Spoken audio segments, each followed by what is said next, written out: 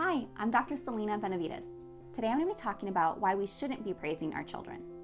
And I know you may be thinking, isn't praise a good thing? But actually, praise can have a negative effect on children. So today's video, I will be sharing what praise is, what are some of the potentials and downsides of using praise, and what research suggests we should be doing instead of praise. So praise is an expression of admiration or approval for someone. And it may look like saying, good job, that's great, or well done. And I know for a lot of parents, it can become a habit of using that kind of response. And it's something that I'm also working on with my own children, because it's something that we hear often, and we may get an automatic response of saying that as well. So we have to be a little bit intentional about changing that. And there are a few different issues with praise. One of the biggest problems with praise is that it makes children look outside themselves for validation, rather than developing an internal sense of self-worth. And many people have a really positive intention when giving praise, thinking that it's going to increase self-confidence, but it can actually lower children's self-esteem.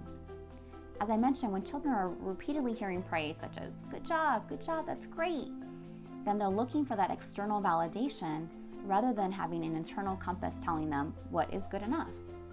So when they're in an environment where they're not hearing that praise, when that praise is absent, then their self-worth can actually be lowered because that external praise is missing. So the problem is that praise is not helping children develop an internal compass, and it can actually make them less likely to take risks, such as raising their hand and participating in class. Relatedly, praise also impacts internal motivation. We want children to be internally motivated to complete tasks or try new things. But as we know, praise can make children dependent on adults' recognition. So rather than trying something new or completing a task because they're interested and they want to do well, we see decreased motivation.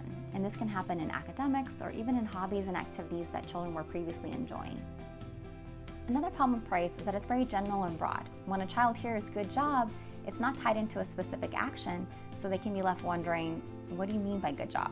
Were you saying good job because you liked my drawing, or were you saying good job because I was sitting quietly in my chair? So praise is problematic because it's so vague, and it can leave a child feeling uncertain about what you actually mean. Another problem is that praise is often used to recognize ability or intelligence rather than effort. And ability is fixed. You either have it or you don't. So when we praise ability, children can get stuck in a fixed mindset. So that can look like telling a child, wow, you did so great, you're just so smart.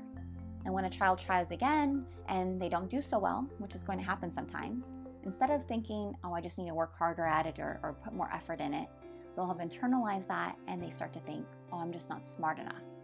And Dweck's research on this topic of growth mindset shows that we should be avoiding praising intelligence. Because the more that we're focused on how smart a child is, the more the child is likely to focus on their results rather than their effort. So praising ability leads children to be less likely to enjoy an activity over time, they're less likely to persist over time, and in the long run, they actually perform more poorly. Rather than giving praise, there are other things we can do. Instead, we can focus on what children can control, like telling them, I noticed how kind you were in helping your sister tie her shoe. And we can also be more specific in our comments. So instead of saying good job, we can tie it into exactly what we noticed the child doing. So you may say, I noticed that you were working really hard on your social studies project. You were reading the book and taking lots of notes as you went along. We also can encourage and acknowledge their effort. So you can say, it looks like you're so focused while you're working on your drawing. We also want to recognize strengths.